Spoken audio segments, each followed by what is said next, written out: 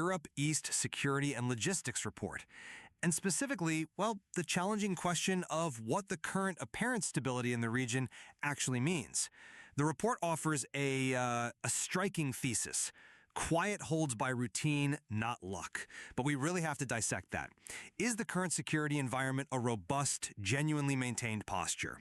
Something resulting from rigorous, proactive discipline and smart long-term investment? That's the position I stand by, that this is fundamentally a success story of intentional, managed resilience. I see why you might read the data that way.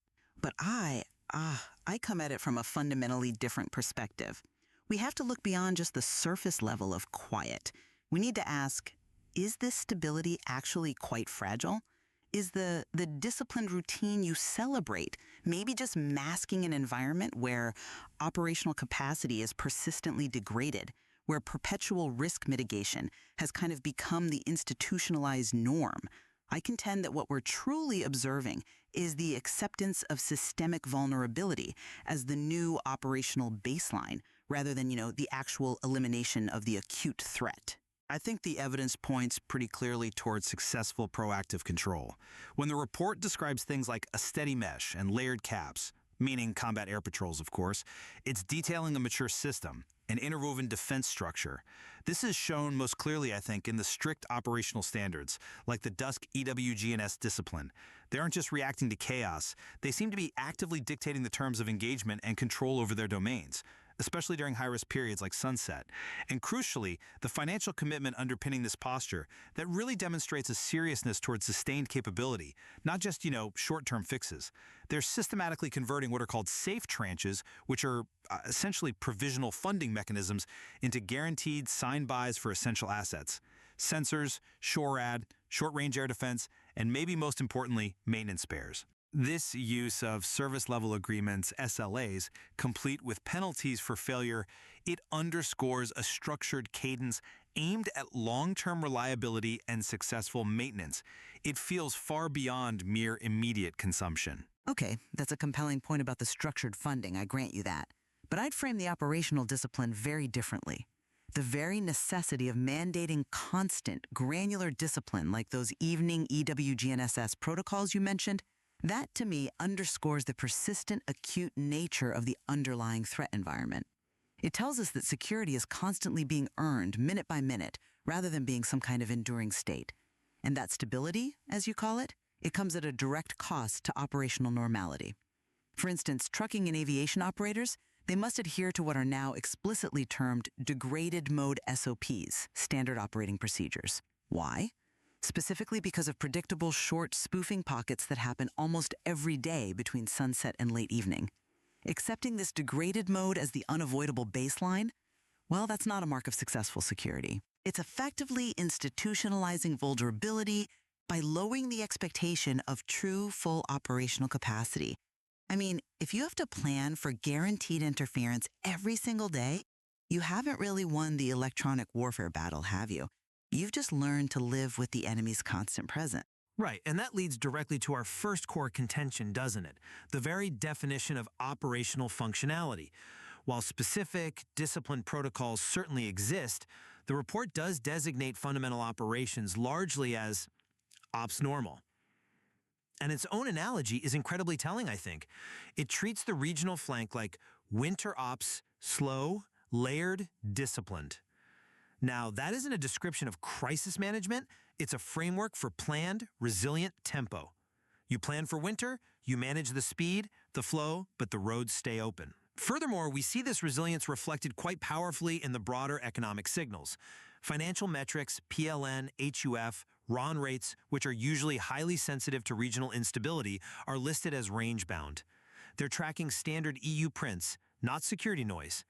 Markets tend to respond swiftly to genuine instability. The fact that high-frequency financial activity seems to view the security structure as stable suggests a deep, underlying confidence in the predictability and resilience of the current defense posture.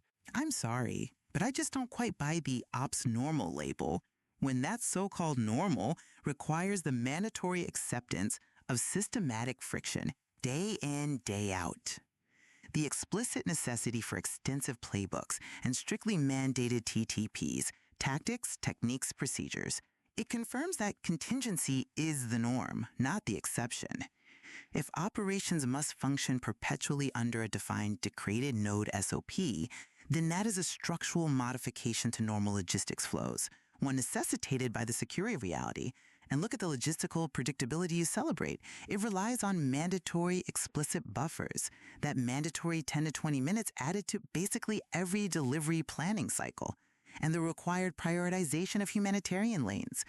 These things fundamentally alter the normal speed and routing of commerce. This isn't efficiency, it's a managed slowdown. And even more critical, I think, are the specific edge cases the report lists, like the potential for spoofing overlap with medevac. That detail alone proves that the persistent electronic warfare environment poses direct, unmitigated, high-risk challenges to critical, non-military, life-saving functions. That, to me, is the definition of managed instability, not true operational resiliency. Well, okay, while those edge cases definitely require vigilance, the system is arguably designed to anticipate and mitigate them. But let's pivot then to the nature of the investment itself, because the spending patterns detailed seem to directly contradict the idea that this is merely some desperate short-term mitigation effort. I mean, if the goal was purely symptom management, wouldn't we see investment focused solely on immediate consumption, just buying new equipment to replace losses? Instead, the procurement strategy detailed places a heavy emphasis on training, on repair spares, and on moving toward long-term framework contracts rather than, short-sighted one-off purchases. This strategic allocation explicitly points towards sustained capability building and system sustainment, doesn't it? The monitoring of safe sequencing, that is, the strategic pacing of sensor awards versus SHORAD awards versus munitions awards, it suggests a highly measured strategic capital allocation. It feels designed for building long-term sustainable defense capacity, not just plugging immediate holes. I see the logic, but I come at the investment priority from a different angle entirely. While I certainly acknowledge the inclusion of training and spares, that's important, sure, the sheer, overwhelming, immediate emphasis in deliveries seems placed squarely on systems designed for rapid, immediate counteraction. We're seeing floods of interceptors, drone kits, EW sets. These are fundamentally tactical, almost throwaway systems in some cases, designed to fight the current pervasive small-scale war right now. That reveals where the acute pressure really lies, doesn't it? Furthermore, the report highlights this intense focus on avoiding budget rollovers that might delay CUAS, counter-unmanned aircraft systems, and SHORAD timelines. This real concern over immediate defensive pressure against pervasive small-scale threats suggests the priority is very much short-term, fixed deployment. Underlying threat environment that necessitates this massive, immediate tactical investment in the first place. But isn't tactical investment precisely how you support strategic deterrence? Focusing on having the immediate tools available is exactly how you maintain that overall deterrence credibility. The macro layer of deterrence credibility, as the report calls it, is demonstrably holding. The evidence seems unambiguous. No Allied airspace breaches overnight, and the maintenance of the unchanged shoot if inside ROE, rules of engagement. The environment is stable because the top layer of deterrence is functional and highly credible, preventing escalation while the micro layers manage the daily friction. Furthermore, the micro focus appears highly effective in providing predictability for everyday life. They seem to be focusing on providing stakeholders, residents, logistics operators, SMEs, with crisp need-to-act pings and predictable ETAs. That doesn't sound like crisis to me. That sounds like effective, predictable risk communication and management within a carefully controlled environment. That's a fair point regarding macro deterrence. But we also have to look at the immense resource cost required just to keep that macro signal intact. The sheer complexity of managing all the necessary layers. The micro layer requires constant, granular fine-tuning of GNSS advisories and NOTAM timing. It just suggests that an enormous amount of operational capacity is consumed simply to maintain this fragile status quo. We seem to be spending vast resources just to stand still, which, is not really true domain dominance. And finally, the evidence that truly suggests a reactive defensive posture, I think, is found right there in the what to watch section. It specifically highlights repeat EW hotspots or border skirting UAVs as units finish redeploy. This shows that control is highly conditional on adversary movement. Security forces aren't dominating the environment. They appear highly reactive, monitoring specific enemy movements to try and predict precisely where and when the next small-scale security challenge will pop up. They're managing the defense, yes, but they're not fully controlling the security domain. Ultimately, the stability we see and that the markets seem to acknowledge feels successful and intentional. It appears managed through rigorous operational discipline, layered defense structures, and robust procurement agreements that definitely aim for long-term sustainment. This state where, as the report says, maintenance is holding, is, I think, a testament to the success of proactive security planning in what is undeniably a complex environment. Conversely, the quiet you describe seems bought at the price of consistently operating below full capacity. This necessitates constant mandated adaptation, those degraded SOPs we discussed, and it demands massive immediate investment in reactive countermeasures like CUAS and SHORAD. The reality, as I see it, is that the operational environment remains persistently high risk, regardless of the temporary quiet achieved through constant and likely very expensive mitigation efforts. Indeed.